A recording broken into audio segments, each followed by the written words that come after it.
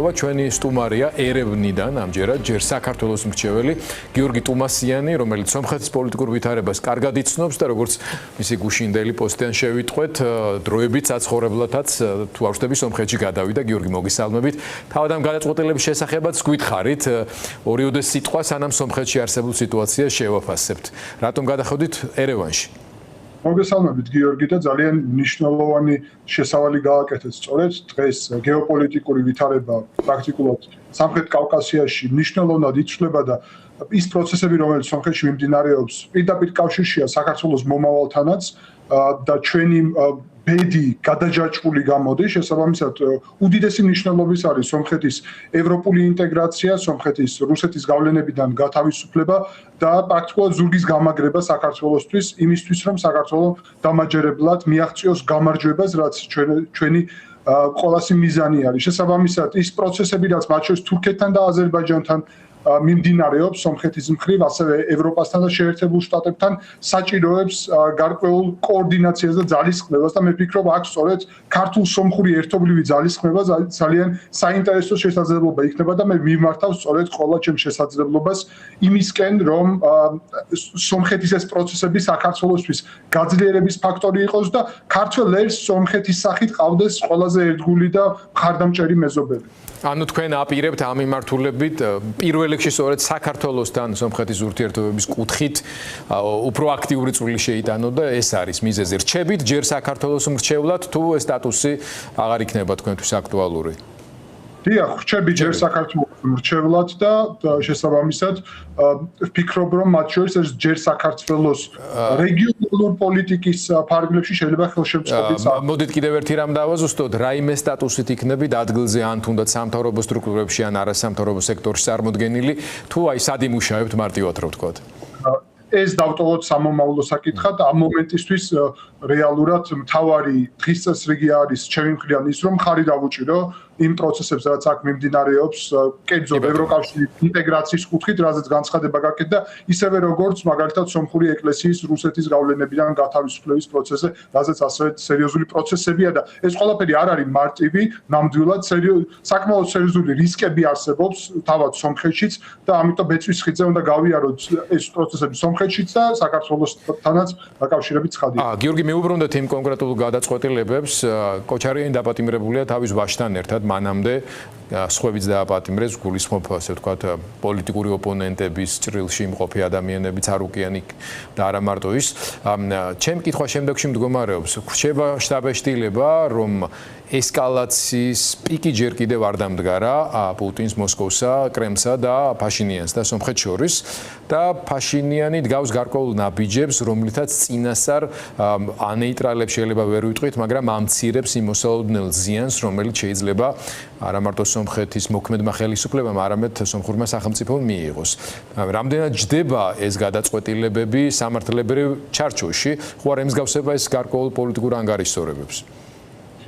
ეს დიდი ხნით დაგვიანებული პროცესი არის. რეალურად ქოჩარიანი იყო დაკავებული მანამდეც წლების წინ, მაგრამ რუსეთის ჩარევის შედეგად გათავისუფლდა. სწორედ ამიტომ პრიორიტეტული იყო სომხეთისთვის დივერსიფიცირება ეკონომიკის, ასევე სუვერენიტეტის ხარისხის ამაღლება, რის შედეგადაც ამის მიღწევა ახლა ამ არჩევნების შემდეგ რამდენიმე თვის წინ რომ გაიმართა, მოხდა და უკვე სომხეთი გაცილებით უფრო სუვერენული და დამოუკიდებელია იმისთვის, რომ აღასრულოს სამართალი, რომელიც ეხება სომხეთის წინაშე მნიშვნელოვანი დანაშაულების ჩადენისთვის რობერტ ქოჩარიანის გასამართლებას. მათ შორის ქოჩარიანი ცნობილია როგორც რუსეთის პრაქტიკულად მთავარი დასაყრდენი სომხეთში.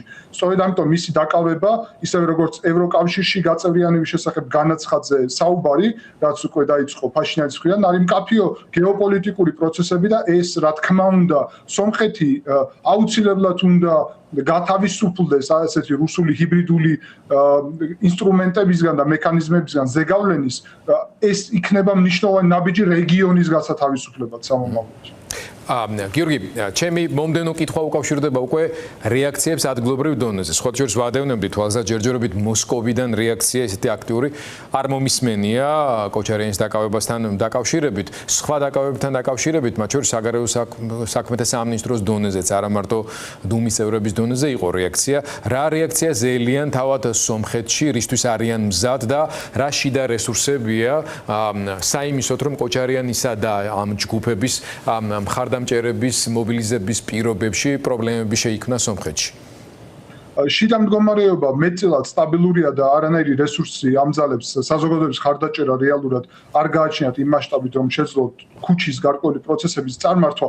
მთავარი რისკები უკავშირდება ამ მომენტისთვის რუსეთის შემდგომ ეკონომიკურ ზეწოლას, მათ შორის ეკონომიკური ვაჭრობის სრულად შეზღუდვას, ან თუნდაც რუსეთიდან გაზის მომარაგების შეწყვეტას, რაზეც მნიშვნელოვნად კი არა და სრულად პრაქტიკულად დამოკიდებულია სომხეთი, სწორედ კოჩარიანის მიერ ანტისახელმწიფოებრივი კონტრაქტების შედეგად, რაც გააფორმა გაზპრომთან და აქედან გამომდინარე ეს წნეხი, მათ შორის ზამთარი მოდის და სომხეთში ესმით, რომ სერიოზული რისკის ქვეშ შეიძლება დადგეს. სწორედ ამ მიზნით დღეს გაიმართა აზერბაიჯანის ტერიტორიაზე შეხვედრა სომხეთის და აზერბაიჯანის წარმომადგენლებს შორის და განიხილება ელექტროენერგიის გადამცემი ხაზების დაკავშირება და ეს საკითხი იმისთვის, რომ მათ შორის ვაჭრობა მოხდეს და შეიძლება ექსტრემალურ პირობებში ტრიპის პროექტის ფარგლებში სომხეთის მომარაგება მოხდეს სხვა ქვეყნებიდან იმ ვითარებაში თუ რუსეთი გადავა აი ამ კიდევ ერთ უდიდეს ეკონომიკურ წნეხზე სომხეთის მიმართ.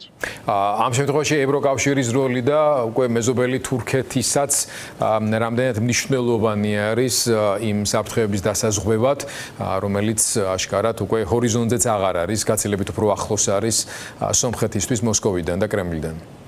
რა თქმა უნდა, თურქეთის როლი ძალიან დიდია, პრინციპში მნიშვნელოვანი ნაბიჯები გადაიდგა უკვე და ველოდებით საზღვრის გახსნას, სულ მცირე ერთი გამშვები პუნქტის სომხეთის მთავრობის პროგრამაში, რომლის პრეზენტაცია დღეს იყო, ორი გამშვები პუნქტის გახსნა იგეგმება სწორედ თურქეთთან, ევროკავშირი აპირებს ამის დაფინანსებას. ეს ყველაფერი ნათელი მაგალითია იმისა, რომ ევროკავშირი არის ჩვენს რეგიონში დღეს პრიორიტეტული გახდა სწორედ სომხეთის სრულად რუსული გავლენიდან გამოყვანა და რა თქმა უნდა ამ კონტექსტში არავის ავიწყდება საქართველოს და სწორედ თურქეთის, სომხეთის, აზერბაიჯანის ეს თანამშრომლობა ზურგს გაუმაგრებს ყველანაირად საქართველოს სუვერენიტეტის და დამოუკიდებლობის განმტკიცებაში.